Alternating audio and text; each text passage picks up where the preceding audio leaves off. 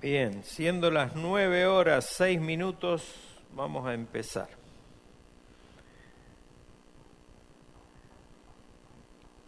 Así nos retrasamos todo. En el domingo anterior habíamos estado viendo todo lo que correspondía al subpunto 1 del capítulo 3, que habla del decreto de Dios.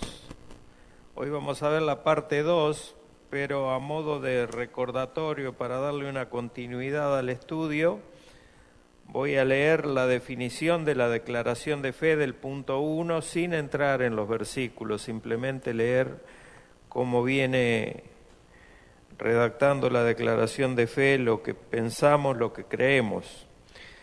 Dice el subpunto 1 del capítulo 3 del decreto de Dios: Dios, desde toda la eternidad, por el sapientísimo y santísimo consejo de su propia voluntad, ha decretado en sí mismo, libre e inalterablemente, todas las cosas, todo lo que sucede.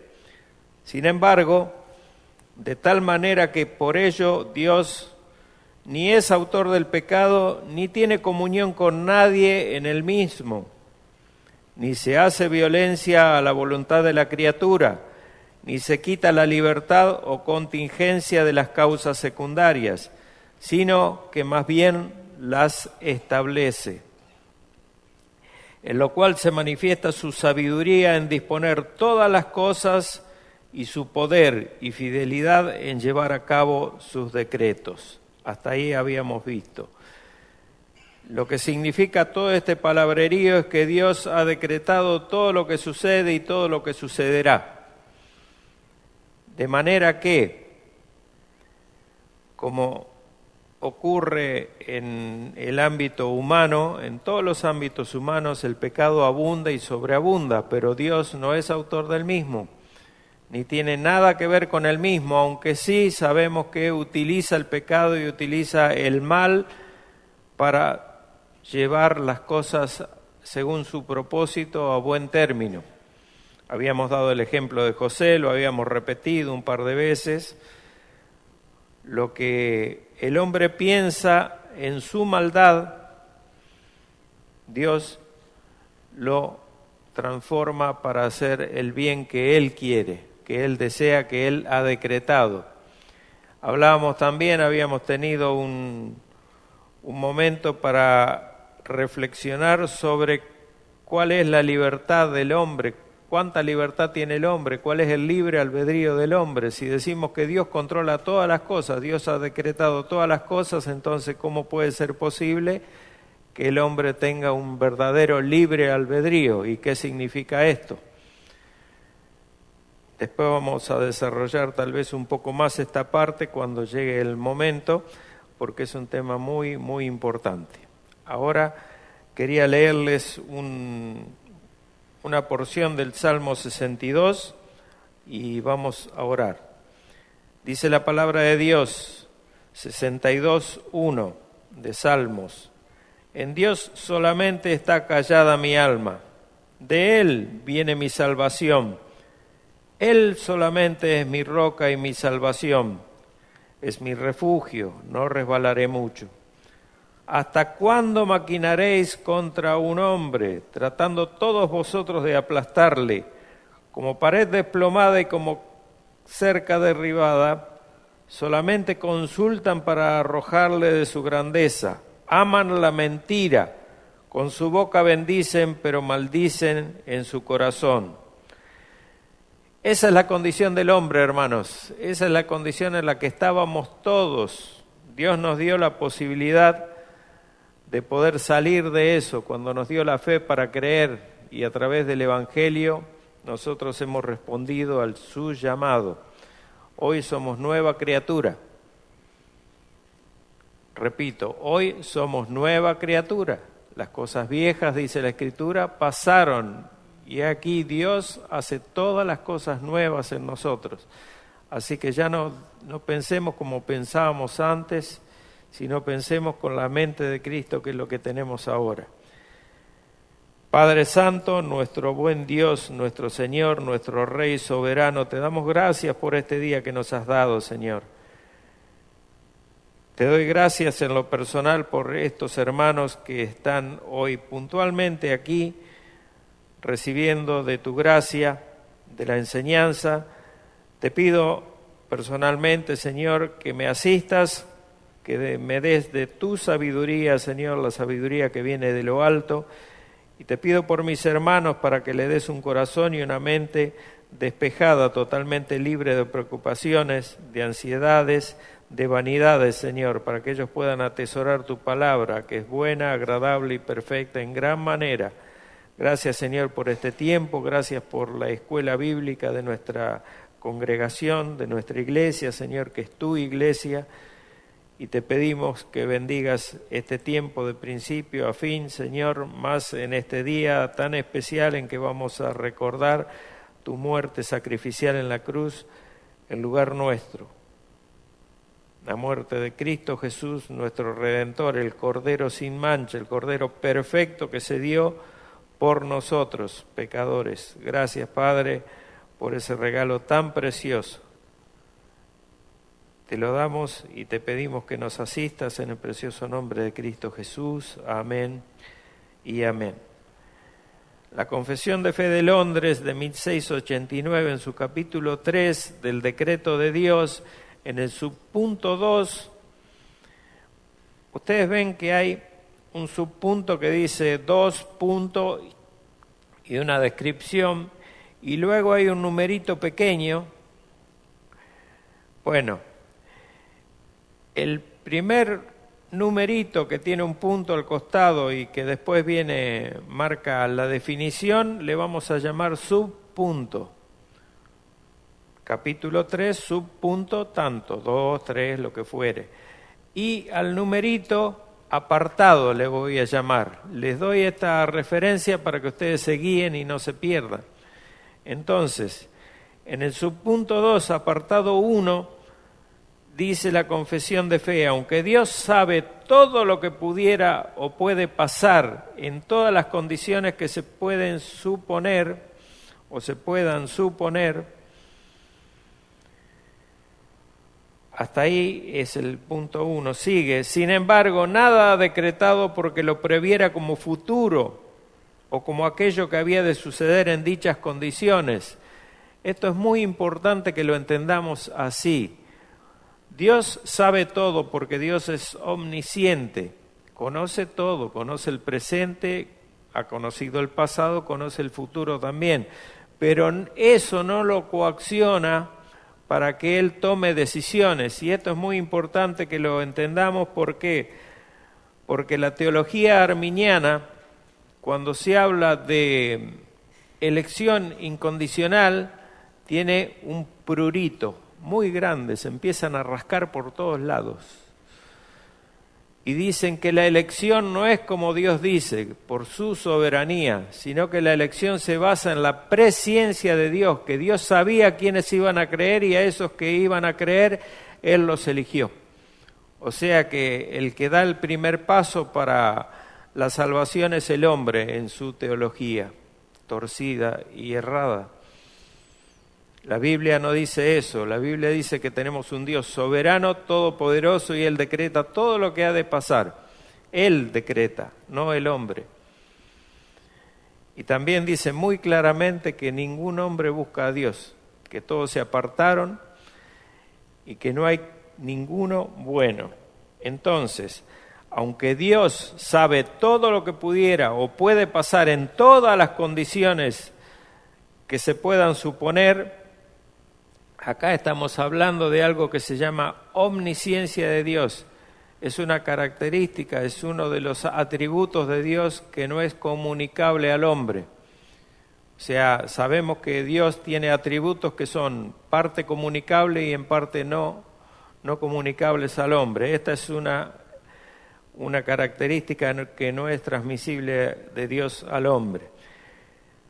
uno de los atributos por el cual Él conoce todo lo referente al futuro, y no solo eso, sino las consecuencias de nuestras acciones, las consecuencias de las acciones que vamos a tomar y que todavía no tomamos. Sin embargo, Dios no toma en cuenta esto como base para ejecutar o modificar sus decretos. El decreto de Dios ha sido establecido desde antes de que nada fuera, desde antes de la creación. O sea, el decreto de Dios no se basa en lo que el hombre hace o deja de hacer para que Dios tome una decisión conforme a eso. El que ordena todas las cosas es Dios. El soberano lo determinó así desde la eternidad pasada. Los versículos de este subpunto, de este apartado 1 son: primer libro, porque eso es primero, de Samuel 23, 11 y 12. Dice: ¿me entregarán los vecinos de Keila en sus manos? ¿Descenderá Saúl como ha oído tu siervo? Jehová, Dios de Israel, te ruego que lo declares a tu siervo. Y Jehová dijo: sí, descenderá. Luego David, ¿me entregarán los vecinos de Keila a mí y a mis hombres en manos de Saúl? Y Jehová respondió: os entregarán. El contexto de esto es David huyendo en el desierto de Saúl, que Saúl lo quería matar. Sabemos todo que Saúl quería matar a toda costa a David.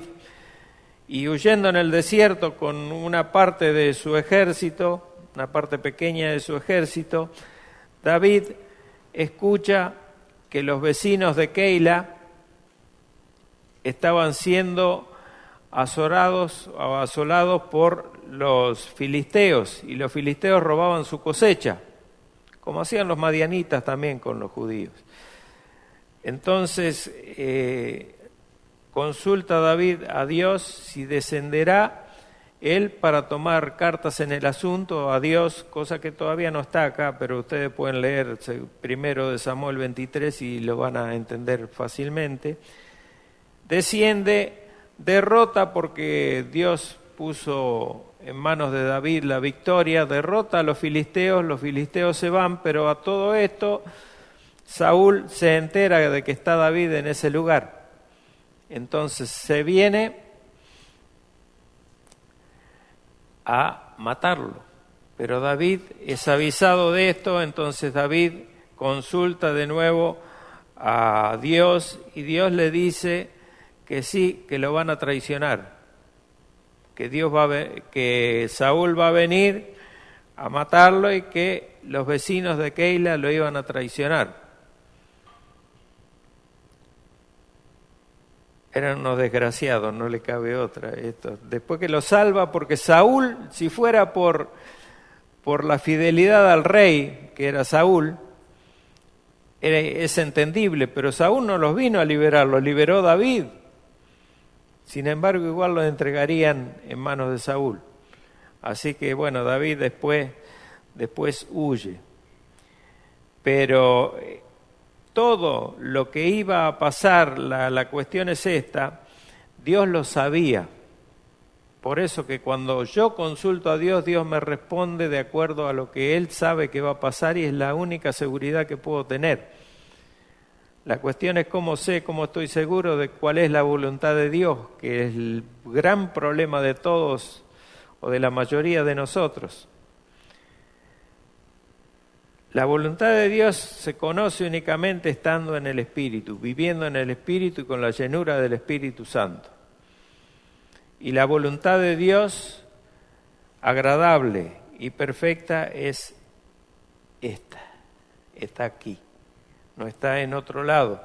Por eso una vez me preguntó el pastor Eduardo, que alguien le había dicho: yo quiero saber la voluntad de Dios, yo quiero saber la voluntad de Dios, y lo que le dije yo: ¿querés saber la voluntad de Dios? Lee la Biblia. Lee la Biblia, estudia la Biblia, medita la Biblia, ahí está la voluntad de Dios, no en otro lado. Dios no te va a venir a hablar y te va a decir como le hablaba con Moisés, por ejemplo, cara a cara. Dios hoy no trabaja de esa manera, no actúa de esa manera. Bien, El segundo versículo que tiene referencia el apartado 1 es Mateo 11, 21 y 23. Ay de ti, Corazín, dice el Señor, ay de ti, Betsaida, porque si en Tiro y en Sidón se hubieran hecho los milagros que han sido hechos en vosotras, tiempo ha que se hubieran arrepentido en cilicio y en ceniza. Y tú, Capernaum, que eres levantado hasta el cielo, hasta el Hades serás abatida. Porque si en Sodoma se hubieran hecho los milagros que han sido hechos en ti, habría permanecido hasta el día de hoy. Y esto es una profecía en parte también, porque el Señor le está diciendo hasta el día de hoy y hasta el día de hoy, no hasta el día de hoy hace 2000 años solamente. Corazín, Betsaida y Capernaum eran ciudades ubicadas al norte del mar de Galilea. Si ustedes ven el mapa, está el mar de Galilea y al norte están estas tres ciudades. Capernaum era, por decirlo de alguna manera, llamarlo de alguna manera, la base de operaciones de Jesús. Jesús pasaba mucho tiempo en Capernaum y siempre volvía a Capernaum para descansar, y allí hizo Jesús muchísimos milagros. Por eso, cuando Jesús a estas tres ciudades le dedica estos ayes, ay de ti, son ayes de juicio que se cumplieron. Hoy en día la ciudad que era llamada la ciudad del Salvador, que es Capernaum, está en ruinas, totalmente en ruinas, y desde que la maldijo fue como la maldición de la higuera, que se secó hasta la raíz. Así fue Capernaum. Después de los tiempos del Señor fue en decadencia, y quedó totalmente deshabitada y en ruinas. Y hasta el día de hoy permanece así. Jamás se volvió a levantar esa ciudad. Por ejemplo, sanó muchas personas. En Marcos 1, 32 al 34 lo pueden leer. Después, cuando yo le pase esto, lo van a tener. Pero después, el siervo del centurión, después sanó a la suegra de Pedro, al paralítico, al que sus amigos, se acuerda, bajaron por el agujero que hicieron por el techo. Al hombre que tenía una mano seca, Jesús expulsó en este lugar a muchos espíritus inmundos. Levantó a la hija de Jairo de entre los muertos. Pronunció el sermón sobre el pan de vida en la sinagoga de Capernaum. ¿Se acuerda después de la alimentación de los 5.000 que la gente lo seguía y él les dijo, yo sé por qué me siguen ustedes? Lo siguen por la comida, por la única razón que lo seguían. El Salvador dijo a Pedro que pescara un pez en el mar de Galilea y al abrirle la boca hallaría una moneda para poder pagar el impuesto del templo, ¿se acuerdan? Eso está en Mateo 17. Conclusión, cualquier pecado es perdonado por Dios, cualquier pecado. Pero el pecado de la indiferencia, que es como el pecado de la incredulidad, no se puede perdonar. ¿Por qué no se puede perdonar? ¿Qué les parece a ustedes? Porque cuando yo soy indiferente a Dios, cuando yo le doy la espalda a Dios, cuando yo no creo, no hay arrepentimiento. Y el camino que me abre, o la puerta que abre el camino a la salvación es el arrepentimiento. Yo si no paso por el arrepentimiento no puedo tener salvación, no puedo. Porque tengo que reconocer ante Dios quién soy y que lo que hago está mal y que va contra Él, que mi pecado es contra Él. Entonces ahí se puede dar la redención y toda la cadena que hace a la salvación, para que yo pueda ser justificado.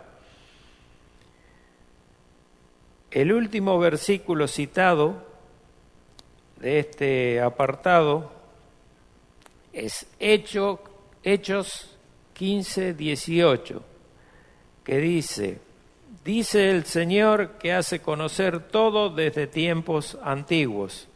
O sea, es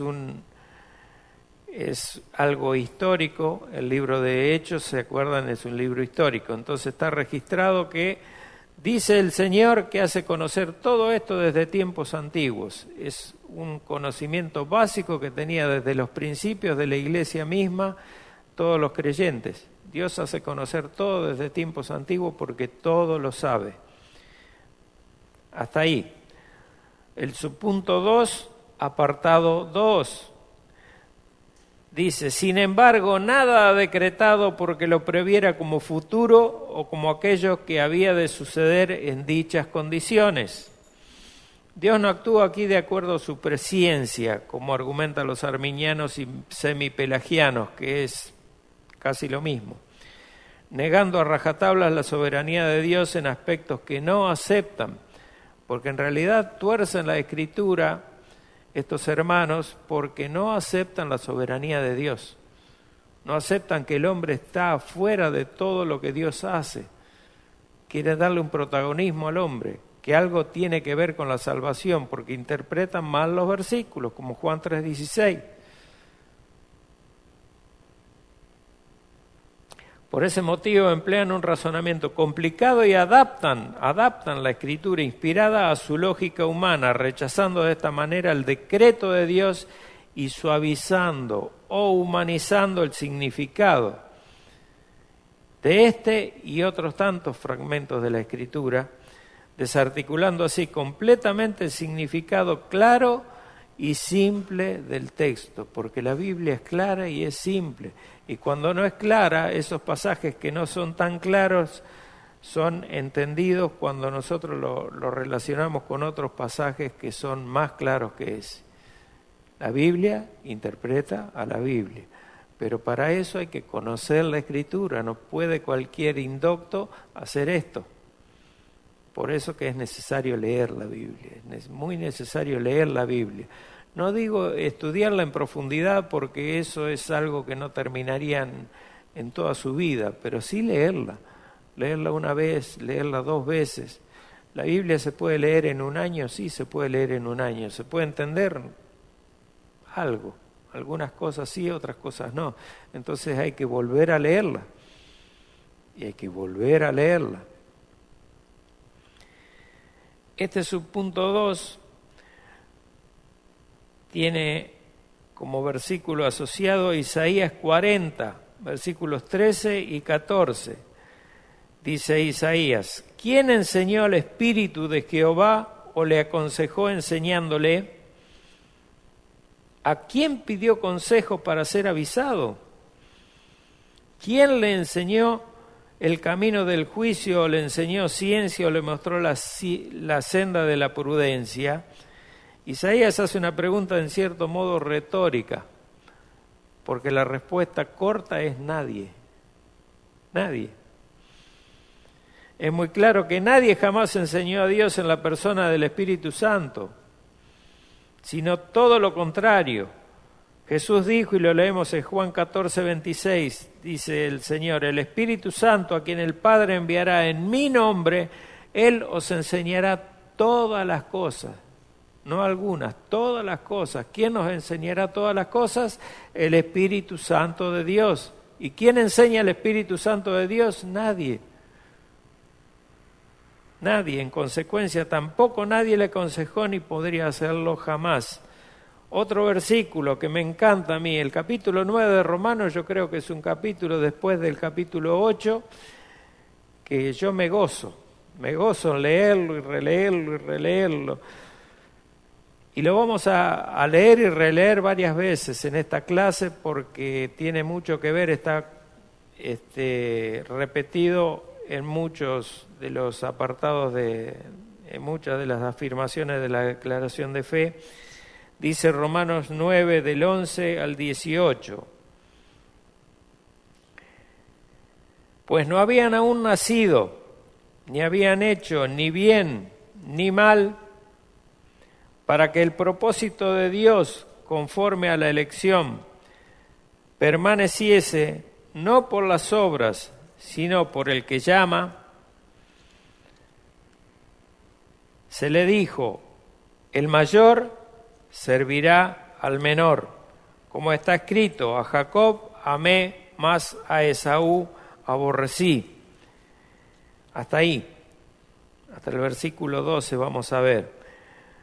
En Romanos 9, como es su estilo y por inspiración del Espíritu Santo, Pablo nos dice bien claro, hablando de los mellizos, Jacob y Esaú, que Dios en su soberanía decreta cómo serán las cosas con estos dos. Él lo decreta, antes de que naciera, antes de que hicieran ni bien ni mal. Como está escrito, Dios amó a Jacob y aborreció a Esaú. Y Pablo se menciona aquí de Malaquías 1, versículos 2 y 3. Los invito a leer Malaquías 1, versículos 2 y 3, el último libro del Antiguo Testamento, que dice precisamente esto. De ninguna manera Pablo está diciendo que Dios odia a Esaú, pero sí lo descarta, lo aborrece, lo pone en un segundo plano.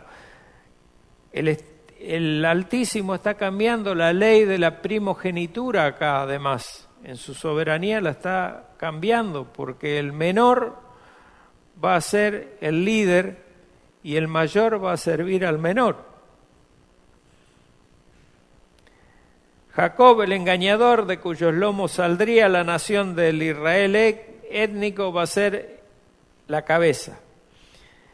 Y lo deja o lo entrega a juicio a Esaú, que es Edom. Edom significa rojo. Luego inmediatamente pregunta a su interlocutor Pablo, ¿diremos que hay injusticia en Dios? Ya vamos a leer esta segunda parte.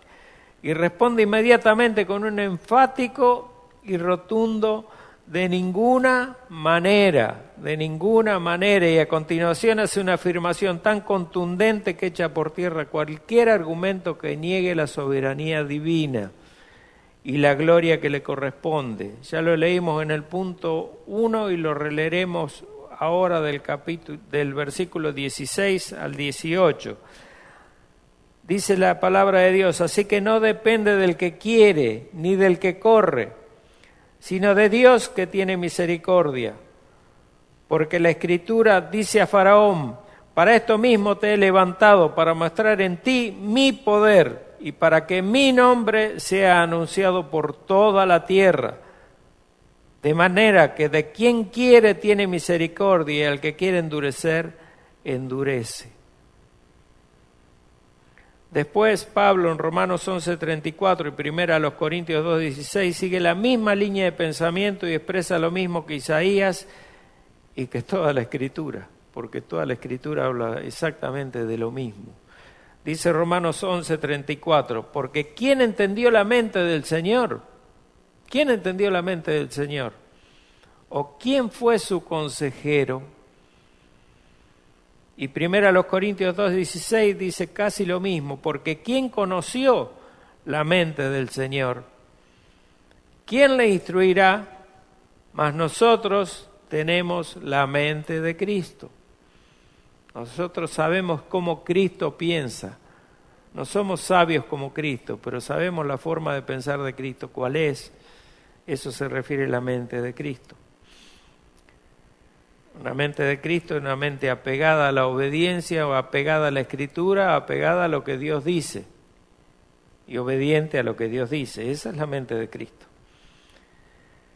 Capítulo 3, subpunto 3. ¿Hay alguna pregunta que quieran hacer? ¿Hay algo que no entienden, que yo no he explicado bien, mejor dicho?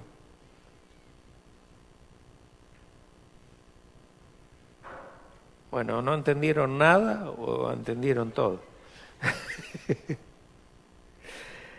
Capítulo 3, subpunto 3, dice, por el decreto de Dios para la manifestación de su gloria, algunos hombres y ángeles son predestinados o preordenados a vida eterna por medio de Jesucristo, para alabanza de la gloria de su gracia. Los versículos que tiene asociados este apartado 1 es 1 Timoteo 5:21, Mateo 25:34 y Efesios 1, 5 y 6. Son por lo menos lo que yo voy a desarrollar. Primera a Timoteo 5:21 dice: te encarezco delante de Dios y del Señor Jesucristo y de sus ángeles escogidos, que guardes esta cosa sin prejuicios, no haciendo nada con parcialidad. En el contexto en que está hablando Pablo, los ángeles, estos ángeles escogidos, son los pastores y ancianos de las iglesias, porque de eso viene hablando en este capítulo, de Primera a Timoteo 5. Como Juan se refiere a los ancianos de las iglesias, de las 7 iglesias, ¿se acuerdan? Escribe al ángel de la iglesia de Éfeso, de Esmirna, etc. En Apocalipsis, escogidos en este caso por el mismo Señor, quien los puso en funciones, según el don que repartió a cada uno, como dice Pablo en Efesios 11. Ese tipo de dones, el don doma, que es el don de ministerio, eso lo hace el Señor Jesucristo en persona.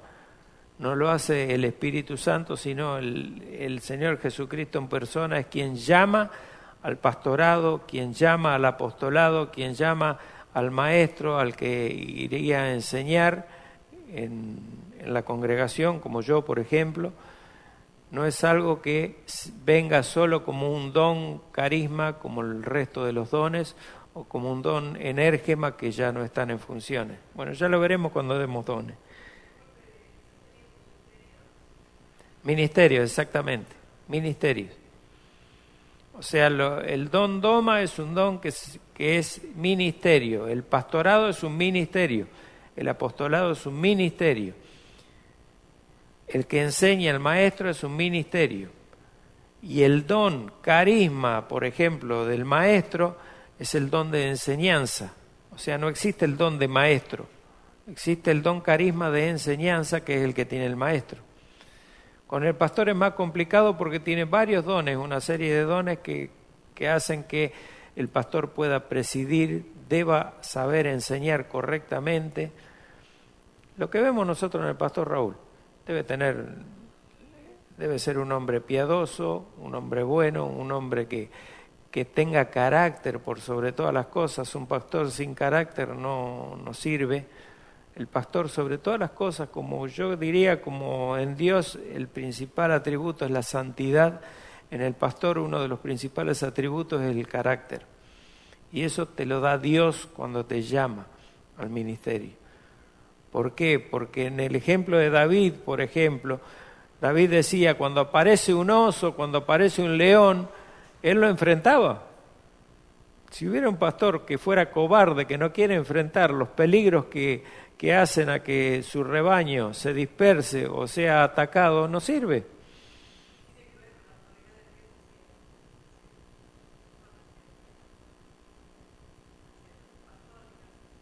Ah, sí, por supuesto.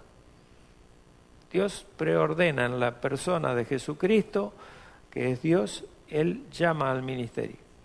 Y Él, al que llama, equipa, provee.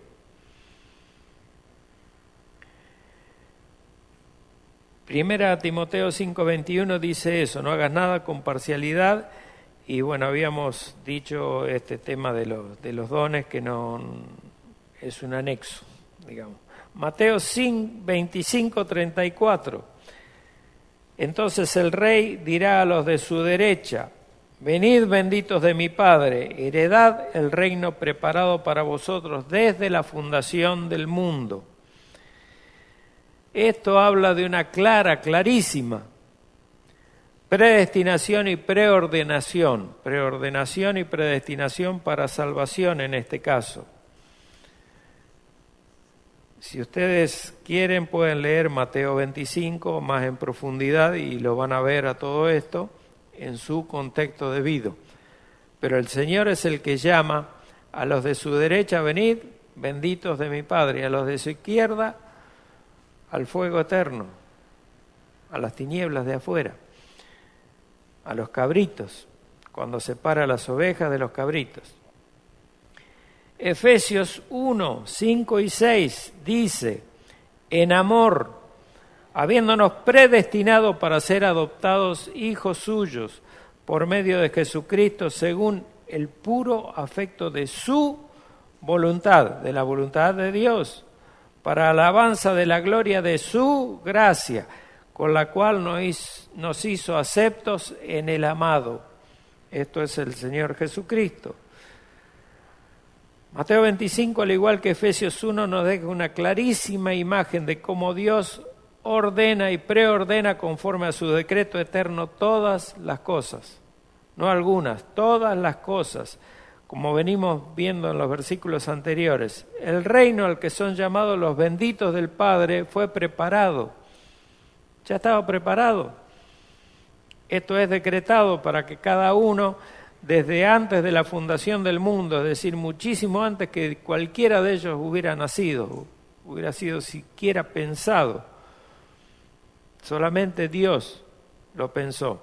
De igual modo, Dios predestina, según le place al soberano, a ciertas personas para ser adoptadas hijos suyos por medio de Jesucristo, y no por su presciencia, sino por su preordenación o predestinación, por su soberana voluntad. Porque lo dice Pablo acá, según el puro afecto de su voluntad, dice Pablo, según el puro afecto de su voluntad. ¿Quién puede entender otra cosa? Por eso le digo que a veces se tuercen y de ahí nacen las herejías cuando yo quiero interpretar la palabra de Dios a mi manera y no como Dios la expresa.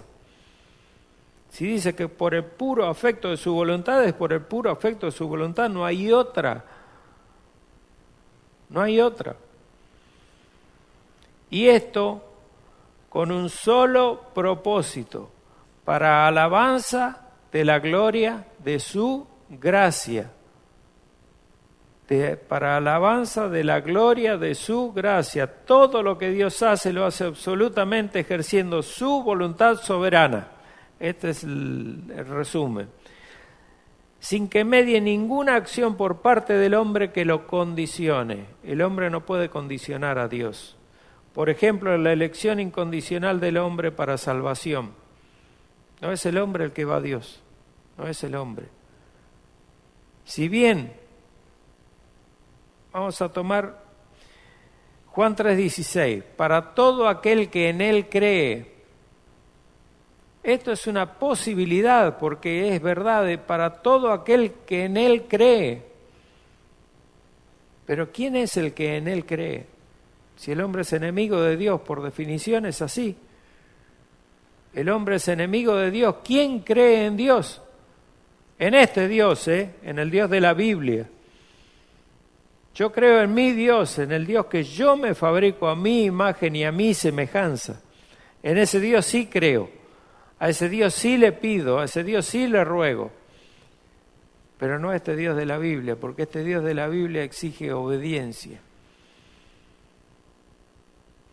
Este Dios de la Biblia exige que seamos doulos, como ya lo veremos, que en griego significa esclavo.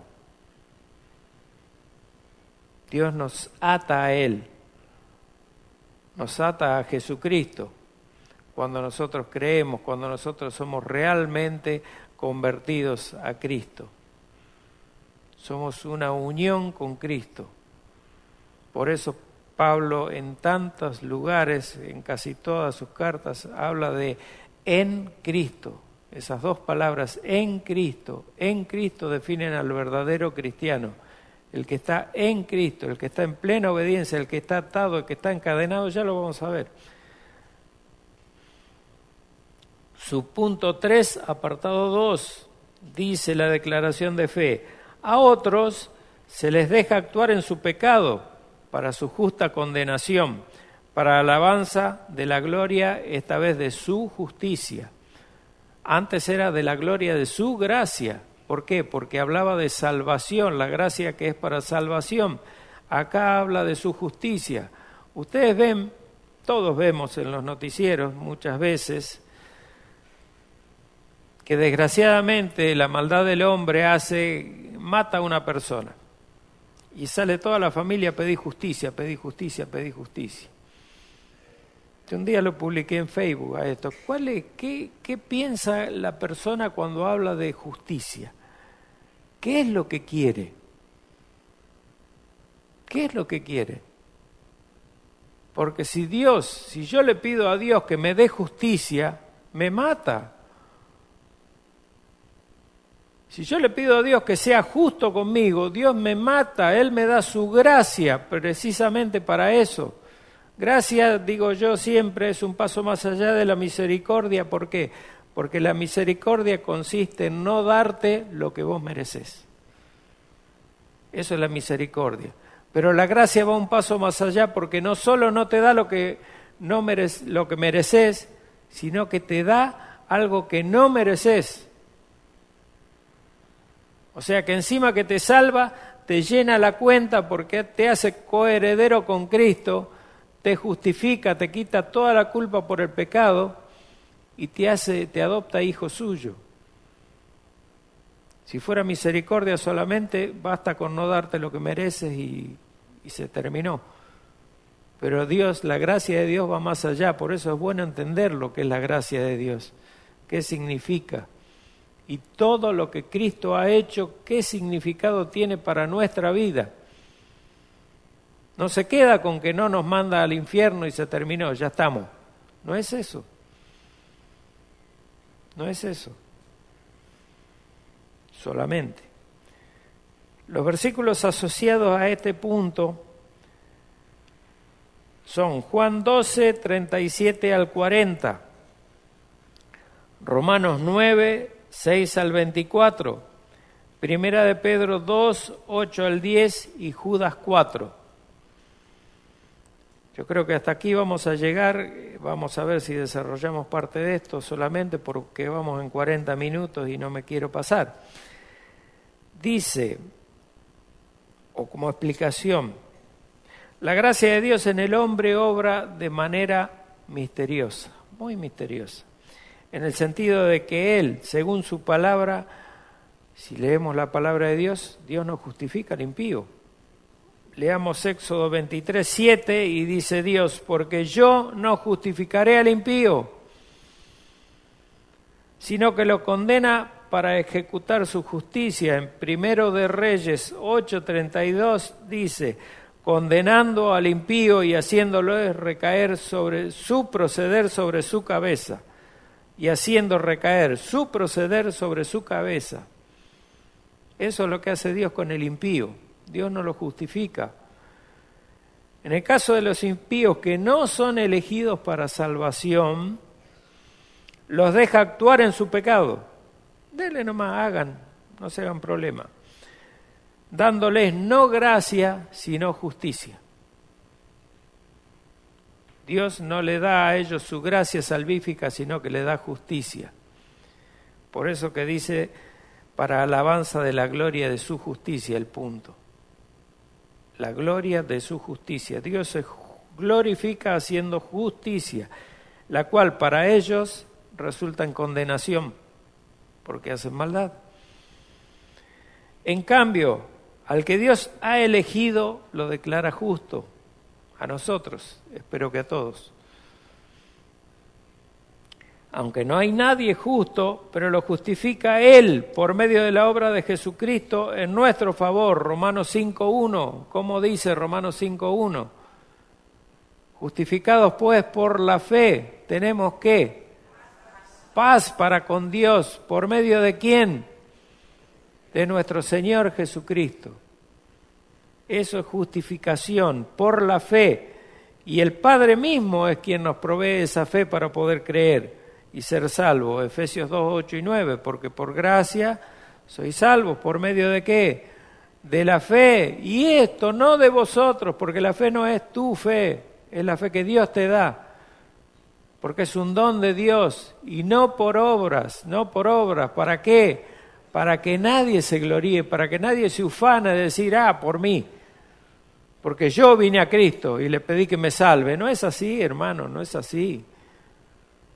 No es así, vos no querés saber nada con Dios, absolutamente nada con Dios. Vivís escondido como una rata en su agujero, porque estás lleno de pecado. Entonces, ¿cómo me vas a decir que vos vas a venir a buscar a Dios? ¿Cuándo? Jamás. Hay quien piensa que cuando la Biblia habla de que Dios endurece el corazón de alguien, lo ciega, etc., Dios fuerza de esta manera a la persona para que no pueda creer. Pero la realidad es que en ese caso el Padre simplemente no hace nada para sacarlo de su estado de incredulidad, que es diferente. Una cosa es actuar en favor de algo y otra cosa es no hacer nada para dejar que el hombre solo, en su maldad, tome sus propias decisiones. Y este es el libre albedrío del que tanto hablan. El libre albedrío del que tanto hablan no es tan libre. ¿Por qué? Porque cada uno actúa, ya lo dije antes, lo vuelvo a repetir, cada uno no actúa como debiera, sino actúa según su naturaleza. Y nuestra naturaleza es totalmente corrompida, corrupta, mala. Entonces nosotros, ¿qué vamos a hacer? Lo que eres determina lo que haces.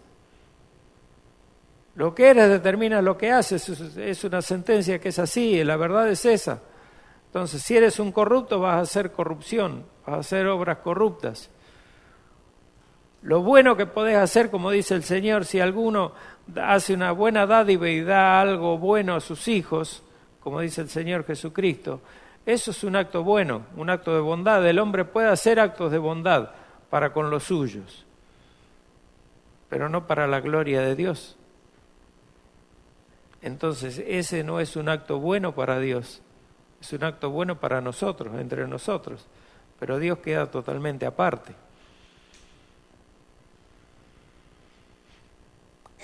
Les explicaba yo tratando de darle un argumento para entender cómo trabaja la gracia de Dios en nuestra concupiscencia, en nuestra maldad. Es como que Dios la tiene aprisionada, la tiene apretada en una mano a toda nuestra concupiscencia. Cuando Dios va abriendo su mano, va dando libertad a lo que realmente somos, ahí se va expresando lo que realmente somos malos. Nuestra maldad se va expresando. Entonces, ese es el endurecimiento del que habla la Biblia. Ahí nos endurecemos. ¿Por qué? Porque nuestra condición natural es de estar endurecidos contra Dios, de ser rebeldes a Dios, de no querer que nadie nos diga lo que tenemos que hacer. Eso no es nuestra naturaleza. Alguien que me lo niegue, por favor, que no le gusta que le digan lo que tiene que hacer. Yo soy el primero. Yo cambié más de 7 trabajos importantes, en empresas muy importantes allá en Buenos Aires, porque no me gustaba que me dijera lo que tenía que hacer, porque yo sabía lo que tenía que hacer y no necesito que nadie venga a decirme lo que...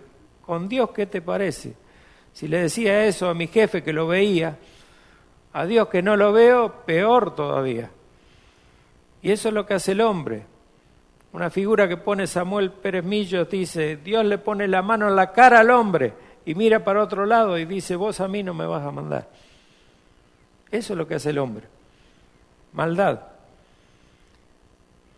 La palabra destinados en 1 de Pedro 2:8, que ya vamos a leer, se refiere a que fueron dejados sumidos en su corrupción e impiedad, libres para elegir, y ese es su destino. ¿Qué dijo Pablo en Romanos 3:10? No hay quien busque a Dios, no hay justo ni aún uno.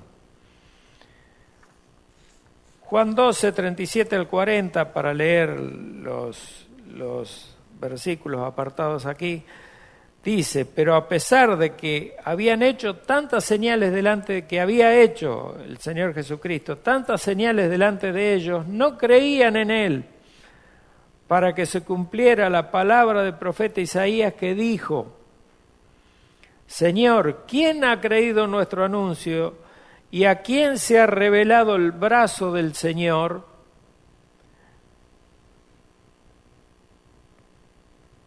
Por esto no podían creer, porque también dijo Isaías, cegó los ojos de ellos y endureció su corazón, para que no vean con los ojos y entiendan con el corazón y se conviertan y yo los sane.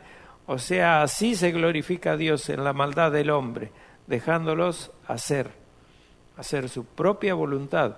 Cuando Dios te deja hacer tu propia voluntad, cuidado. Cuando Dios te deja hacer y no te disciplina porque sabes que estás haciendo pecado y Dios no te disciplina, cuidado. Cuidado porque algo significa eso en respecto a tu condición con Dios. Primera de Pedro 2, 8 y 10 dice, y piedra de tropiezo y roca que hace caer, porque tropiezan en la palabra, aquí tropiezan, siendo desobedientes, a lo cual también fueron destinados. La desobediencia es uno de los destinos que tiene de parte de Dios. Seguir siendo desobedientes.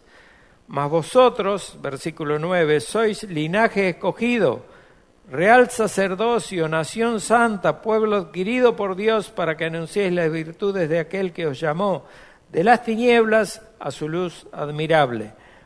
Vosotros que en otro tiempo no erais pueblo, pero que ahora sois pueblo de Dios, que en otro tiempo no habías alcanzado misericordia, pero ahora habéis alcanzado misericordia.